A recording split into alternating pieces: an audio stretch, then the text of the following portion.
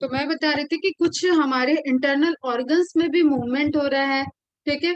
Internal organs में एक simple से एग्जांपल लो डाइजेस्टिव ट्रैक्ट का, जिसको तुम बहुत अच्छे से समझ सकते हो कि तुमने एक खाना खाया, उस खाने से न्यूट्रिटिव वैल्यू को ब्लड में एब्जॉर्ब किया गया, एसिमिलेशन की प्रोसेस हुई, एंड उस खाने की वेस्ट प्रोडक्ट को हम फीकस के थ्रू, एक्सक्रीटा के थ्रू एक्सक्रीट कर रहे हैं। क्लियर।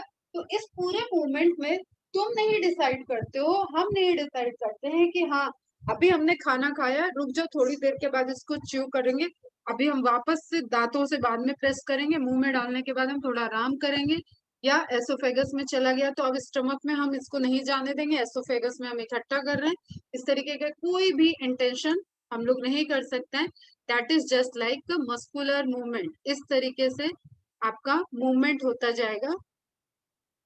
ऐसे समझो कि ये लेयर है, इस लेयर में बोलस खाने का खाना खाना तुम्हारा यहाँ तक पहुंचा, तो फिर इसको आगे मूव कराने के लिए इसको पीछे से फोर्स देना पड़ेगा, एंड आगे की तरफ ये मूव करता है। तो वो पीछे से फोर्स कैसे आएगा, ये यहाँ से दबा के इस पे फोर्स लगा दे तो ये स्ट्रक्चर कैसे हो जाएगा, ऐसे, फिर बोलस, और आगे की तरफ स्पेस हो जाएगा। क्लियर।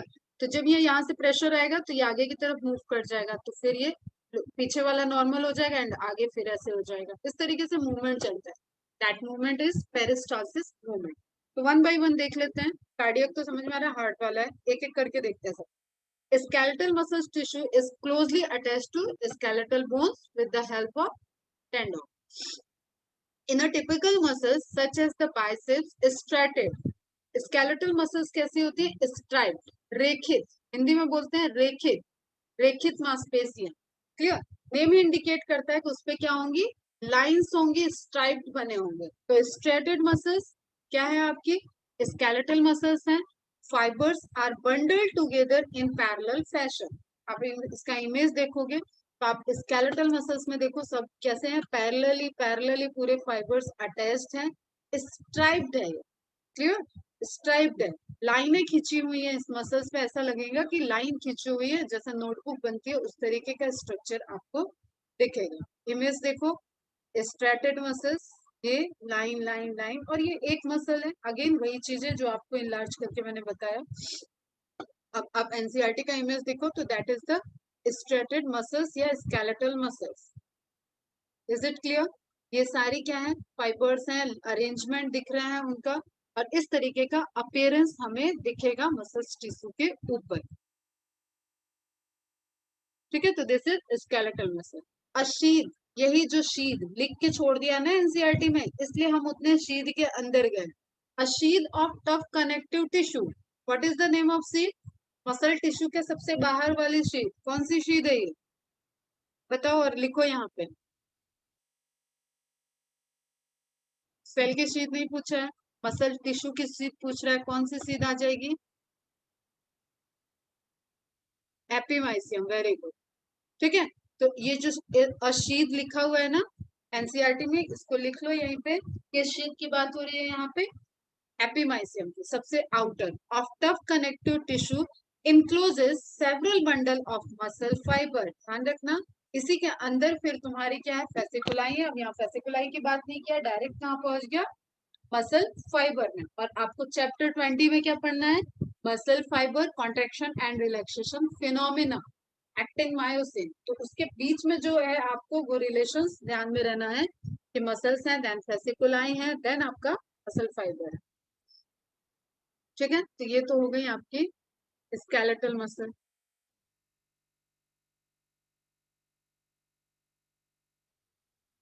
तो स्केलेटल मसल्स का मेन फंक्शन क्या हो गया, प्रोड्यूस मूवमेंट, मूवमेंट करा रही है, मेंटेन पोस्चर जो आपका पूरे बॉडी, क्योंकि स्केलेटन को वो कवर कर रही है, it means voice is fluctuating. सबको प्रॉब्लम हो रही क्या,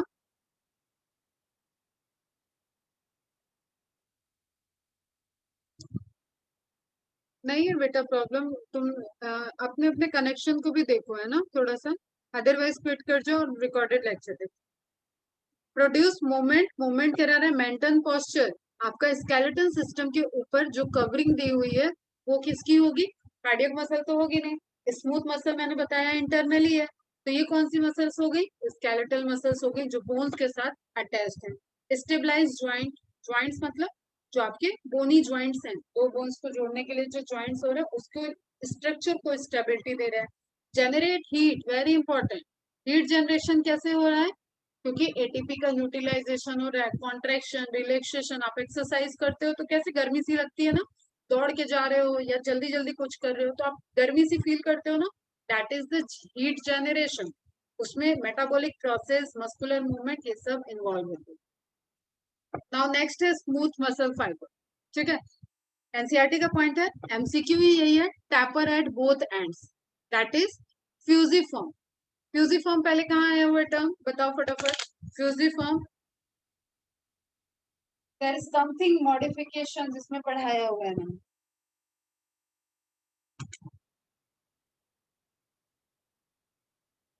रूट में, very good. Morphology of flowering plant में आपने रूट में मॉडिफिकेशन ऑफ रूट में देखा था। एग्जांपल इसका क्या है?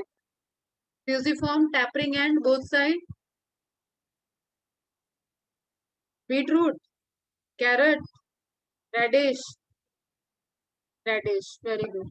ठीक है, तो रेडिश में हमने फ्यूजिफॉर्म देखा था, जस्ट उसी तरीके से आपका ये मसल कैसे हो गया, ऐसे अटैचमेंट हो गया, टैपरिक एंड, टैपरिंग एंड हो गया। और इस तरीके की मसल्स को हम इनवॉलेंट्री कंट्रोल, मतलब वॉलेंट्री कंट्रोल नहीं होता है, ये अपने आप मूवमेंट करती है, नर्वस सिस्टम इनको कंट्रोल करती है। डू नॉट शो स्ट्राइरेशन, इनमें कोई स्ट्रिप नहीं दिखेगी। स्मूथ, नाम ही क्या है, स्मूथ मतलब clean surface, smooth surface. Is it clear? तो स्मूथ मसल्स फाइबर में स्ट्रेचर नहीं होगा, रेखित मांसपेशियां नहीं है। उस केस में आप यहाँ पे ध्यान दो स्ट्रक्चर पे, इमेज पे। ये इमेज है एनसीईआरटी की, this is again important image है, और कुछ इसमें गलत होने वाली चीज ही नहीं है। तीन ही मसल है, तीन मसल के शेप में आप कंफ्यूज कर जाओ तो कोई मतलब नहीं बनता पढ़ने। ठीक है, स्ट्राइशन, स्ट्रिप्स होंगी, न्यूक्लियस सब में ही प्रेजेंट होगा। जो ध्यान में रखने वाली चीज है, जहाँ पे गलती होती है और जो जब सबसे ज्यादा पूछा जाता है, inter calorie disc, inter calorie disc present होती है, that is the characteristic of cardiac muscle. तो स्मूथ मसल पहले देख लेते हैं, स्मूथ मसल्स कैसी है? टैपरिंग, टैपरिंग है, बोथ साइड में टैपिंग एंड है, विदाउट लाइनिंग है, that is the smooth muscles. इनका कंट्रोल इनवॉलेंट्री होता है, इनको हम कंट्रोल में नहीं रख सकते हैं मूवमेंट। ठीक है, the cell junctions, cell junctions मतलब दो सेल जुड़ेंगे जहां पे, hold them together and they are bundled together in a connective tissue sheet. Again इनके पास भी शीट वाला आपको कॉन्सेप्ट कॉमन रखना है। ठीक है, कनेक्टिव टिश्यूज होंगे, शीट को पूरा कवर कर रहे हैं। अगेन वही आपकी एपिमाइसियम से कवर हो गए, और एपिमाइसियम के अंदर सेल है। ठीक है, स्मूथ मसल्स को बनाने के लिए जो सेल इन्वॉल्व हो रही हैं, स्मूथ मसल फाइबर आप जिनको बोल रहे हो, देखो फाइबर मतलब सेल। ठीक है, उस सेल के पास जो न्यूक्लियस है और उन सेल के बीच में जो आपके जंक्शन है, अभी हमने जंक्शन पढ़ाया था ना, tight junction, adherens junction and gap junction.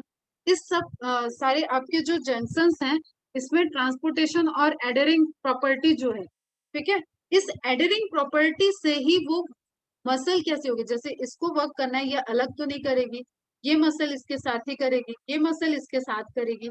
तो इन तीनों मसल फाइबर के बीच में ऐसे जंक्शंस बनने चाहिए कि ये आपस में कोलेबरेट होके या कोऑर्डिनेट करके फंक्शन कर सके, एक डायरेक्शन में मूवमेंट करे। अदरवाइज जो हम तुम्हें ये बता रहे हैं पेरिस्टालसिस मूवमेंट, इस मूवमेंट को कैसे कराओगे? अगर जस्ट सपोज ये मसल इधर कर रही है, ये मसल इधर वर्क कर रही है, तो ये मूवमेंट एक डायरेक्शन में नहीं हो सकता। तुमने जो खाना खाया है बेटा, वो खाना बोलस के फॉर्म में बोलते हैं उसको साइंटिफिकली, बोलस के फॉर्म में वो आपके एसोफेगस से स्टमक तक मूव करता है। तो वो उसको डायरेक्शन स्टोमक की तरफ मूव करना है, वो मुंह की तरफ वापस क्यों नहीं आ रहा है? इट इज जस्ट बिकॉज वहां पे जो लेयर है, जो एपिथेलियम लेयर है, और उसके बाद जो मस्कुलर कनेक्टिव टिश्यूज हैं पूरे वहां पे, वो सब कैसे हैं, कोऑर्डिनेट वे में उसको एक डायरेक्शन में फ्लो दे रहे हैं। अगेन डाइजेस्टिव सिस्टम इसको देखेंगे, clear? The wall of internal organs, अब वॉल ऑफ इंटरनल ऑर्गन्स ही इसकी लोकेशन है, मार्क कर लेना। The wall of internal organs such as blood vessels, stomach, intestine contains this type of muscles, जहां पे आपका मूवमेंट्री कंट्रोल में नहीं है, आपके कंट्रोल में नहीं है, वो नर्वस सिस्टम के कंट्रोल में। क्या होता है इसको? ऐच्छिक मांसपेशियां, इन सब की हिंदी बहुत क्लियर है, ऐच्छिक, इच्छा से जिन मांसपेशियों को मूव करा सकते हैं। अनैच्छिक मांसपेशियां, विदाउट इच्छा के जो मूव कर रही हैं, ठीक है, उनमें आ जाती है आपके smooth muscles and cardiac muscles. आप हार्ट को नहीं, अरे मेरे हार्ट तुम मत धड़को, तुम अभी बीट मत करो, इस तरीके से नहीं कर सकते। अच्छा, मराठी में भी यही बोलते हैं, वेरी गुड। तो ऐच्छिक और अनैच्छिक, जो हमारी इच्छा से कंट्रोल हो रही है, और जो हमारे नर्वस सिस्टम, जो हमारी इच्छा से कंट्रोल हो रही है उसमें भी नर्वस सिस्टम आपका रोल प्ले कर रहा है, और जो हमारे इच्छा से नहीं हो रही है उसमें भी नर्वस सिस्टम रोल प्ले कर रहा है। क्लियर? तो वर्ल्ड लोकेशन यहाँ से क्वेश्चन हो गया। स्मूथ मसल्स आर इनवॉलेंट्री, अनैच्छिक है, as their functioning can not be directly control, हम इनको डायरेक्टली कंट्रोल नहीं कर सकते। We usually are not able to make it contract merely by thinking about it as we can do with skeletal muscles. हम hand को move करा रहे हैं अपनी मर्जी से, पैर को मूव करा रहे हैं अपनी मर्जी से, लेकिन हम ये नहीं कह सकते कि अरे स्टमक तुम काम नहीं करो, अरे हार्ट तुम काम नहीं करो। इस तरीके के जो मसल्स हैं वो हैं इनवॉलेंट्री। क्लियर? अब हम लेयर वगैरह सब आपको इसके भी वहां पे ही बताएंगे, म्यूकोसा लेयर क्या होती है, सब म्यूकोसा क्या होती है। जस्ट आप यहाँ पे देखो, अब एक चीज समझना, जो मैंने अर्थवर्म के मूवमेंट के टाइम में भी बताया था कि वो ऐसे भी मूव कर रहा है, ऐसे भी कॉन्ट्रेक्शन कर रहा है, एंड ऐसे भी कॉन्ट्रेक्शन कर रहा है, ठीक है। तो सर्कुलेटरी एंड लॉन्गिट्यूजनली बोथ, तभी वो फाइनली यहाँ से यहाँ मूव कर जाएगा। ऐसे लंबा हो रहा है एंड फिर छोटा हो रहा है, फिर लंबा हो रहा है, दैट इज जस्ट बिकॉज वहां पे मैंने बताया था लेयर है, लॉन्गिट्यूजनल muscles layer and circulatory muscles layer. उसी तरीके से हमारी बॉडी में एलिमेंट्री कैनाल में पूरे चारों तरफ से क्या है, सर्कुलेटरी और लॉन्गिट्यूजनल मसल्स की लेयर है, जो मूवमेंट में रोल प्ले करती है। जब आप एक फूड को बक्कल कैविटी से एसोफेगस में डालते हो, तो यहाँ से धीरे धीरे धीरे वो स्टमक में पूरा चर्निंग मूवमेंट, ये सारा क्योंकि ये मसल्स हैं, लेयर हैं, ये पूरा मूवमेंट करेंगी। देन वो पार्ट होगा तुम्हारा स्मॉल इंटेस्टाइन में, एंड फिर स्मॉल इंटेस्टाइन से होता हुआ लार्ज इंटेस्टाइन में, एंड देन एनएस के थ्रू एक्सक्रीटरी मटेरियल, और इसी पोर्शन में एब्जॉर्प्शन चलेगा। तो ये जो डायरेक्शनल है बेटा, एक डायरेक्शन में चल रहा है, that is because of these muscular movement, ठीक है। तो ये कैसी है लेयर में आपके, इसमें आपके सर्कुलेटरी भी है, इसमें आपका लॉन्गिट्यूजनल मसल्स भी है, and as a resultant of both circulatory and longitudinal muscles, that portion showing the peristalsis movement, जिससे चीजें आगे की तरफ मूव करती हैं।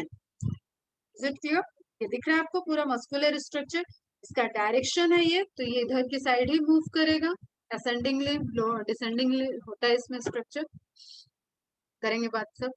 तो skeletal muscle, smooth muscles, one is striated, another one is unstriated. Smooth one is having no tapering end, another one is having two both tapering end, ठीक है। कोऑर्डिनेटेड वे में फंक्शन स्मूथ मसल्स को भी करनी है, स्केलेटल मसल्स को भी करनी है। ज्यादा किसको करनी है स्मूथ मसल में, इससे भी ज्यादा किसको करनी है कार्डियक मसल को, क्योंकि जब आप पूरे हार्ट को पंपिंग कर रहे हो, वहां पे पंपिंग चल रही है, ठीक है, तो पूरा हार्ट आपका कोऑर्डिनेट होना चाहिए, वो इलेक्ट्रिक इम्पल्स से क्योंकि काम करता है। अभी क्लियर है यहाँ तक? Now cardiac muscles tissue,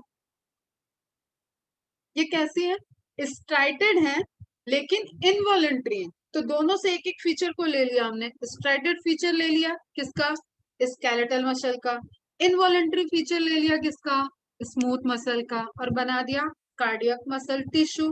cardiac muscle tissue again name indicate कर रहा है, कार्डियक मीन्स हार्ट, हार्ट से रिलेटेड जो भी मसल्स टिश्यू बनेंगे, हार्ट में आपको पता होना चाहिए हार्ट में कोई बोन नहीं है, तो ये पूरा जो इसका स्ट्रक्चरल फ्रेमवर्क है, जो स्ट्रक्चर ऑफ हार्ट है, that is generated by the muscular structure. Is it clear?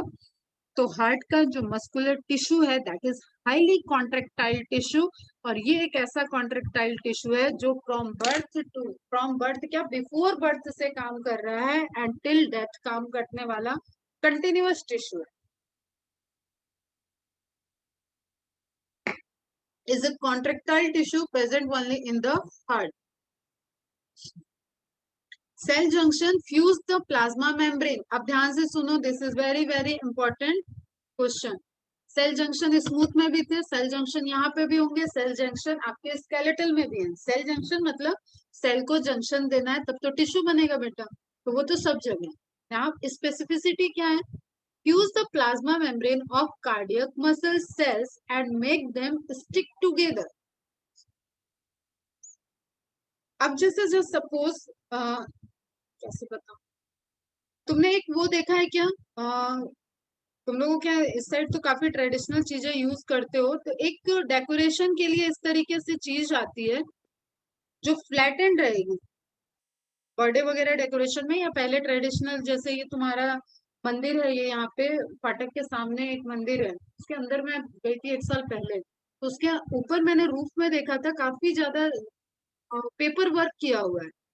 ठीक है, तो उसी तरीके से स्ट्रक्चर की मार्केट में तुम्हें ऐसा मिलेगा, लेकिन जब तुम इसको ओपन करोगे तो ये पूरा इस तरीके से एक फैल जाएगा स्ट्रक्चर, हवा नहीं भरी है, जस्ट उसको ओपन करते हो। ठीक है, तो ये पेपर से बनता है, पहले छोटे पे क्राफ्ट में आता था, तो इसको जब आप कटिंग करते हो तो इस तरीके से कुछ कटिंग करते हो कि एक दूसरे से ये जुड़ा रहे। ठीक है, इस तरीके से ये जुड़ा रहे आपस में और आप कट बनाते चलते हो। तो जहां जहां से ये जुड़ा है ना, उस जगह पे जहां फ्री है तो वो फ्री वाले सरफेस, तो अब जैसे तुमने इसको इधर खींचा और इसको इधर खींचा, तो ये फ्री वाले सरफेस से तो ये इस तरीके से हो जाएगा, एंड ये अटैच वाले सरफेस से जुड़ा रह जाएगा। भाई ड्राइंग मत करो अब इस पे,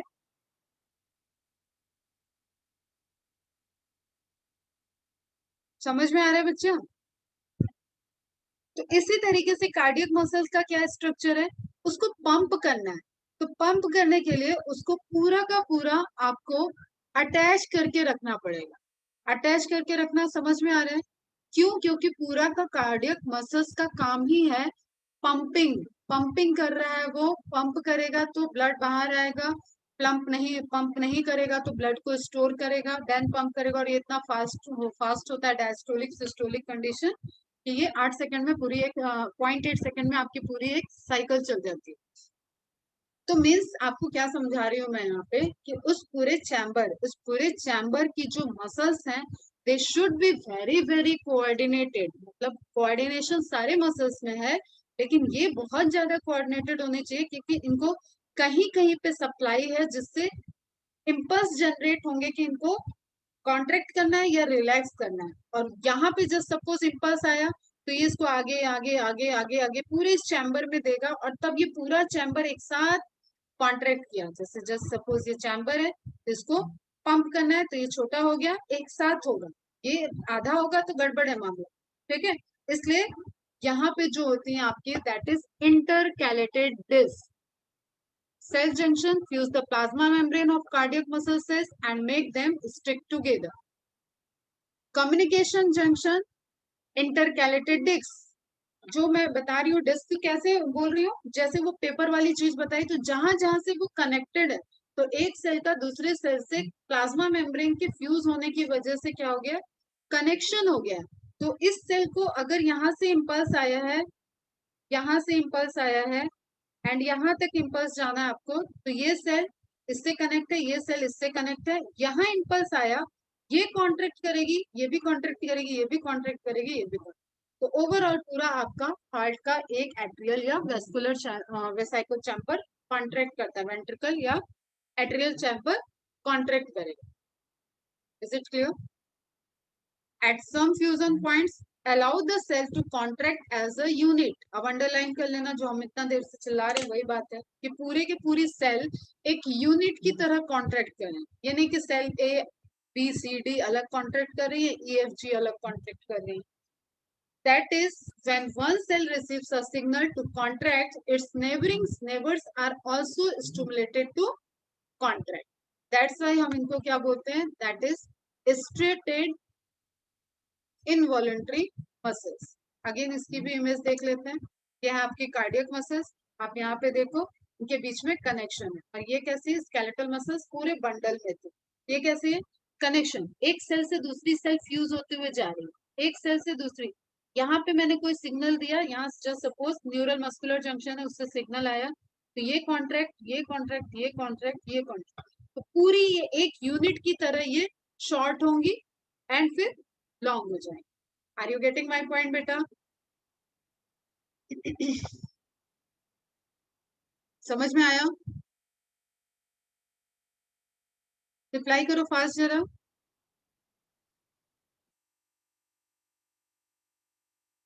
तो स्ट्रेटेड मसल्स हैं, ये फीचर उसका किससे हो गया?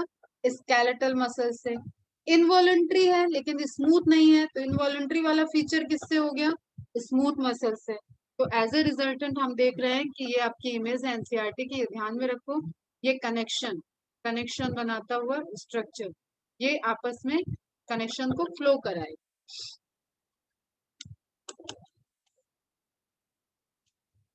So cardiac muscles only found in heart cells are joined together by intercalated disc that allowed for the synchronization, एक साथ एक जैसा, of the heartbeat. Synchronization, heartbeat एक साथ, मतलब heartbeat एक साथ है, पूरी वॉल ओपन हो, वॉल होती है वहां पे, ठीक है, बाइकस्पिड ट्राइकस्पिड वॉल्व होती है, कैसे होती है, क्या होता है, मूव करता है, वो सब हम लोग देखेंगे।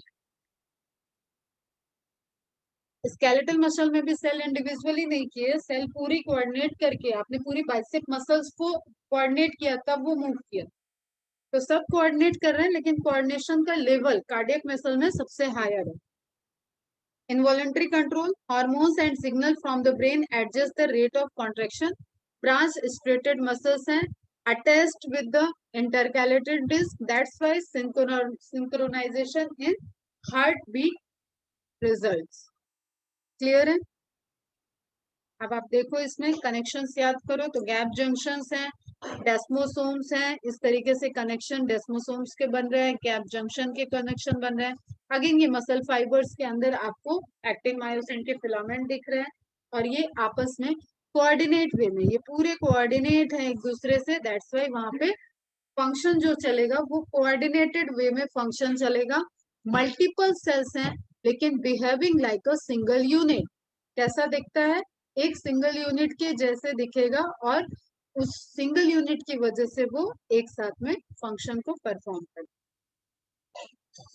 ठीक है, समझ में आया? अब स्मूथ मसल्स हम देख रहे हैं, स्मूथ मसल्स को सप्लाई दिया हुआ ये इमेज है, कैसे वो इनवॉलंटरी कंट्रोल कर रहा है, क्योंकि हर स्मूथ मसल से नर्वस सप्लाई गई हुई है और वो वहां पे कंट्रोल कर रहा है।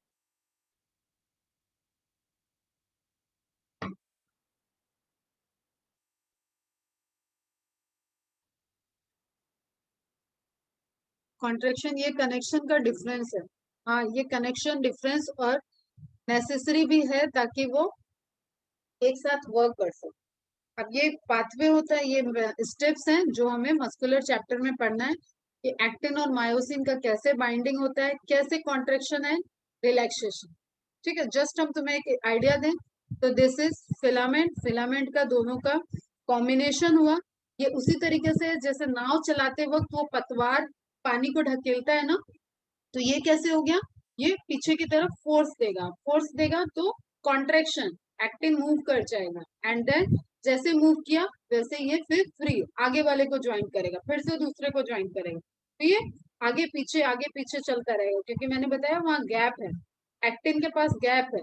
ठीक है, इस गैप को फिल करने के लिए आगे ले आया मायोसिन इसको, जस्ट सपोज मायोसिन यहाँ है, तो मायोसिन एक्टिन को आगे ले आया, फिर रिलैक्स कर दिया। देखेंगे ये सब मैकेनिक। इसमें कैल्शियम आयन का बहुत इंपॉर्टेंट रोल होता है। अब लास्ट रह गया है nervous system, nervous tissue. Skeletal muscles, cardiac muscles, smooth muscles, एकदम क्लियर रहना चाहिए सब चीज, जैसे हम बोल रहे हैं उसी तरीके से इमेजनरी क्लियर हो जाएगी। तो now about the nervous tissue, nervous tissue system कुछ नहीं है इसमें, हमने क्लासिफिकेशन के ही टाइम देखा था कि ये बहुत सिंपल सी है, सिर्फ अपना अकेले न्यूरॉन सेल्स और इनको सपोर्ट करने वाली न्यूरोग्लियल सेल, दो ही तरीके की सेल्स हैं यहाँ पे, और ये पूरा आपका सिस्टम क्लियर क्रिएट करेंगे। अब छोटी क्लास से ये स्ट्रक्चर पढ़ते हुए आ रहे होंगे। बॉडी के अंदर ये लॉन्गेस्ट सेल स्ट्रक्चर है, सिंगल सेल में सबसे लंबी सेल स्ट्रक्चर है, इसके पास सेल बॉडी होता है जो ब्रॉडर पोर्शन है, एंड लॉन्गर पोर्शन क्या होती है, एक्सॉन, जहां से सिग्नल पास हो रहा है। देखो नर्वस सिस्टम का हम तुम्हें सिंपल सा फंडा बनाए, ये है इलेक्ट्रिक, इलेक्ट्रिक सिस्टम, मतलब इलेक्ट्रिक की सप्लाई जाएगी, तो तुम इलेक्ट्रिक की सप्लाई कैसे देते हो, कहीं पे स्विच लगा है, बोर्ड लगा है, तो उसको ऑन ऑफ करके तुम उसकी जो वायरिंग हो रखी है वहां पे तुम सप्लाई को भेज देते हो। Is it clear? तो उसी तरीके से क्या है, ये आगे वाला स्ट्रक्चर क्या है, वो वायर है जो स्विच से कनेक्शन को स्विच से सिग्नल को लिया। तो ये क्या हो गया आपके डेंड्राइट्स, जो रिसीव किए मैसेज को from other cell. Nervous cell भी हो सकती है, मस्कुलर सेल भी हो सकती है, अदर सेल्स। क्लियर? सेल से lead connection and then cell body, जहाँ पे न्यूक्लियस होगा, यहाँ पे कनेक्शन की सिग्नल की प्रोसेसिंग हुई और फिर उसको आगे भेज दिया। ठीक है, आगे भेजा गया तो अगेन वायर है, वायर के अंदर से इलेक्ट्रिक इम्पल्स जा रहा है और बाहर से उसको शीट, जैसे तुम कभी देखियो तार वगैरह को ध्यान से देखो, जो इलेक्ट्रिक वायर है उनके ऊपर लाल पीले नीले हरे कवरिंग लगी होती है, इंसुलेटेड, ताकि वो करंट ना लगे और एक प्रॉपर तरीके से जो इलेक्ट्रिक सिग्नल है वो पास होता रहे अंदर वायर में, चाहे कॉपर की वायर हो या एल्युमिनियम की वायर। ठीक है बेटा? तो उस केस में हम क्या देख रहे हैं कि क्लियरिंग क्लियर एक सिग्नल जा रहा है। तो आपको सिर्फ अभी यहाँ पे क्या फोकस करना है कि नर्वस टिश्यू में न्यूरॉन्स एंड डिफरेंट टाइप्स के न्यूरॉन्स हो सकते हैं, लेकिन वो न्यूरॉन्स एक फंक्शन को परफॉर्म कर रहे हैं जिसमें इलेक्ट्रिक सिग्नल का पोटेशियम आयोडीन का पोटेशियम और सोडियम पोटेशियम चैनल वर्क करता है और इलेक्ट्रिक इम्पल्स जनरेट होता है और उस इलेक्ट्रिक इम्पल्स को हम आगे भेजते हैं।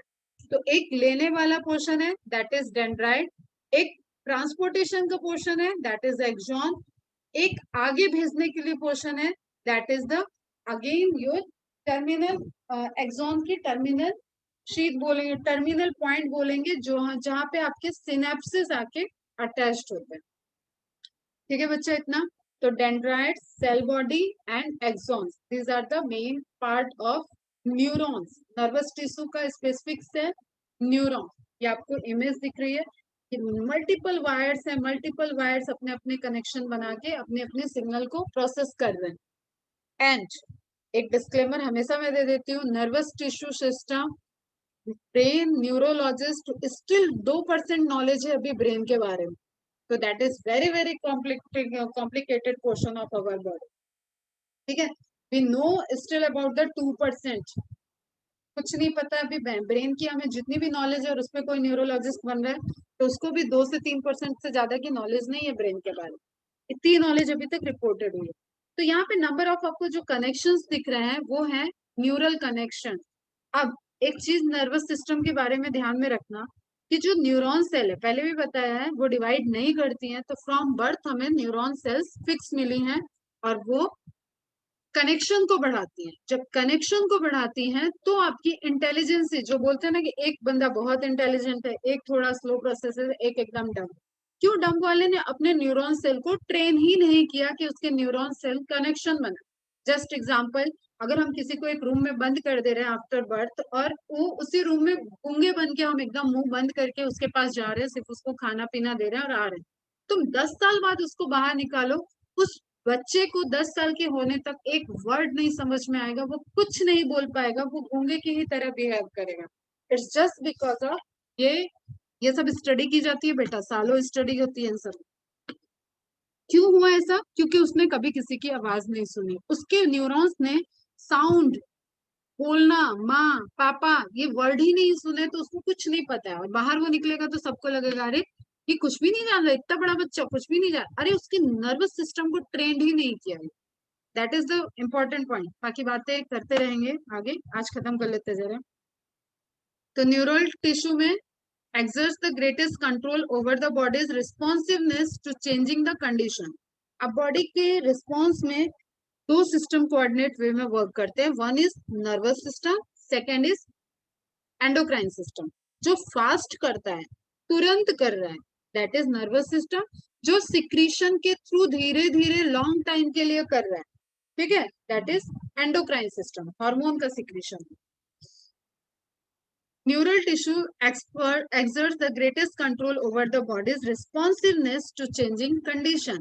Again, by stimuli, neurons, the unit of neural system. Cell of the neural system is neurons. Are excitable cell, मतलब उस सिग्नल के बाद वो एक्साइटेशन होगा। And the neuroglial cells which constitute, अब ये ध्यान में रखना, जो उसको सपोर्ट करने वाली है, ठीक है, which constitute the rest of the neural system protection and support supply. Neural system में, ध्यान से सुनना मेरी बात, न्यूरल सिस्टम में न ऑक्सीजन, न ब्लड, न कोई भी चीज डायरेक्ट नर्वस टिश्यू की न्यूरॉन्स तक नहीं पहुंच सकती है। जैसे मसल फाइबर तक आपका पहुंच गया था ना ब्लड सप्लाई, उस तरीके से हमारे सिस्टम में, क्योंकि that is very excitable cells and very very coordinated function और बहुत ही सेंसिटिव सेल है, तो इसको अननेसेसरी कोई भी मटेरियल इसके पास जाके वापस नहीं आ सकता है। इसलिए हमेशा हम बताएंगे सेरेब्रो स्पाइनल फ्लूइड और बैरियर वगैरह पढ़ाएंगे तब, कि वहां पे एक बैरियर होगा जिससे ब्लड को भी चेक करके देन न्यूरोग्लियल सेल जो कंटेंट न्यूरॉन्स को रिक्वायर्ड है उन्हीं को सिर्फ ट्रांसपोर्ट करेगी न्यूरॉन्स से। तो अब ये आप समझ लो कि जो भी एसेसरी, एक बॉस है, बॉस के सारे फंक्शन, ठीक है, जैसे एवेंजर देखते तुम लोग आयरन मैन को, तो आयरन मैन हो गया न्यूरॉन एंड जार्विस उसका हो गया न्यूरोग्लियल सेल, ठीक है। तो सारे फंक्शन न्यूरोग्लियल सेल कर रही है except the main function. Machine वगैरह बनाएगा तो आपका भाई आयरन मैन बनाता है, ठीक है, तो मेन फंक्शन न्यूरॉन्स कर रही है, उसको सारा उसका प्रोटेक्शन सपोर्ट, उसको जो भी चीज चाहिए होगी वो सब न्यूरोग्लियल सेल कर रही है। Neuroglia make up more than one half the volume, that is very very important point given in NCERT. ये बहुत बड़ी बात है जो एनसीईआरटी में लिखी हुई है बाई चांस, तो इसको मार्क कर लेना। Neuroglia makeup more than one half, आधे से भी ज्यादा पोर्शन आपका कौन बना रहा है, neuroglial sales. The volume of neural tissue, मतलब आधे से कम क्या है आपकी न्यूरॉन्स प्रेजेंट है। तो nervous tissue is made up of neurons and neuroglial sales, ठीक है। When a neurons is suitably stimulated, an electrical disturbance is generated which उसी की मेम्ब्रेन पे जनरेट होगा, which swiftly travels along its plasma membrane, arrival of the disturbance at the neurons ending, जहां तक and होगा या आगे सिग्नल देना है वहां तक वो सिग्नल, वो इलेक्ट्रिक इम्पल्स ट्रेवल होगा। और आउटपुट जोन, अगर जैसे सपोज सिग्नल ट्रैवल होके मेरे सीएनएस से पूरा सिग्नल पेरिफेरल नर्वस सिस्टम से होते हुए मेरे फिंगर टिप तक आ गया है, तो that is the end of that signal, response करने का टाइम आ, तो या तो एंड हो सकता है या तो इंटरमीडिएटरी ट्रैवल हो सकता है। Output zone triggers events that may cause stimulation or inhibition of adjacent neurons and other cells, और उसी कोऑर्डिनेशन वे में आगे इनिबिटरी वे फंक्शन करना है उसको या स्टिमुलेटरी फंक्शन करना है वो डिसाइड हो। इसका भी डिटेल देखेंगे नर्वस सिस्टम में, जो हमें इमेज और एक्स्ट्रा पॉइंट में देखना है, दैट इज ये एनसीईआरटी का इमेज है। एक्सॉन बहुत ही गंदा इमेज है, ध्यान से इसकी लेबलिंग ध्यान में रखो क्योंकि इमेज आएगा तो यही आएगा, हम चाहे जितनी अच्छी अच्छी इमेज दिखा दें एग्जाम में यही आए। तो सेल बॉडी विद न्यूक्लियस, जो ब्रॉडर रीजन होता है वो सेल बॉडी है, साइटोन भी बोलते हैं इसको, एक्सॉन, साइटोन एंड डेंड्राइट, और सपोर्टिव सेल्स न्यूरोग्लिया, ठीक है। अब हमारे साइड से एक्स्ट्रा नोट्स लिख लो ग्लियल सेल्स का। ग्लू, ग्लिया मीन्स ग्लू, और neuroglial cells are the helper cells of neurons, they support the neuron, more glials are present than the neurons. क्यों?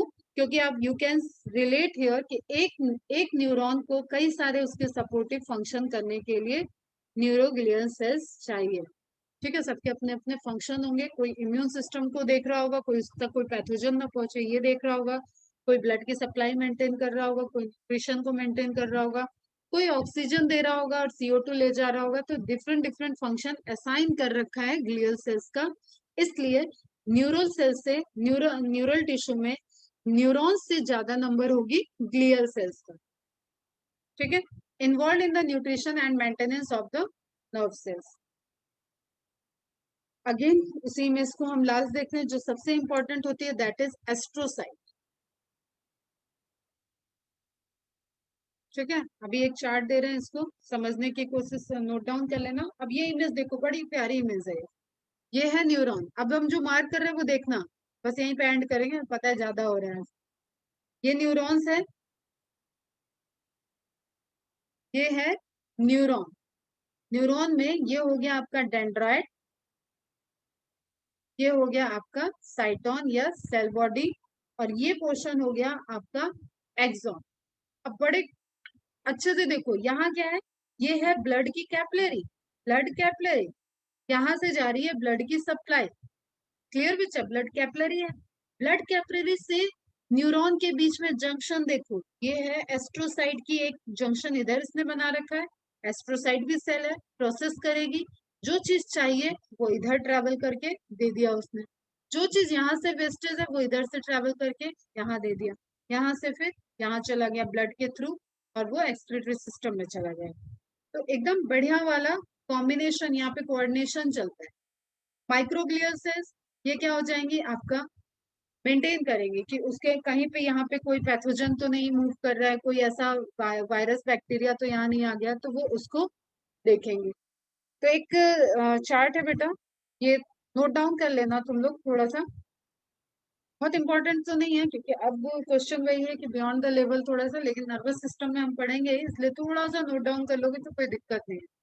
जो आपको मेनली ध्यान रखना है दैट इज एस्ट्रोसाइट्स, जिसके पास सबसे ज्यादा कनेक्शंस होते हैं, एकदम ऑक्टोपस जैसे खूब सारे कनेक्शन लिए मल्टीपल टाइम में वर्क करता है, एकदम टैलेंटेड टाइप का सेल है। तो एस्ट्रोसाइट्स पोटेशियम वाटर बैलेंस को भी बनाता है, न्यूरोट्रांसमीटर की तरह वर्क कर रहा है।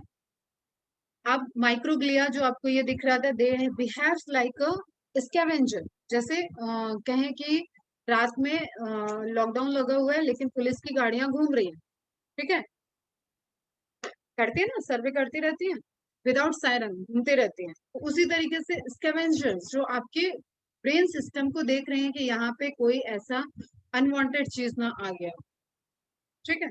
तो पेरिफेरल नर्वस सिस्टम में सैटेलाइट सेल्स, स्वान सेल्स, अभी इनको बस नोट डाउन कर लेना, सबको हम बात करेंगे। ओलिगोडेंड्राइट ये आपकी माइलिन शीट से अटैच होगी, माइलिन शीट के फॉर्मेशन में रोल प्ले करेगी, ओलिगोडेंड्राइट्स होंगी। And these are the types of glial cells, ये चार्ट क्या है, ग्लियल सेल्स के types, these are the glial cells types.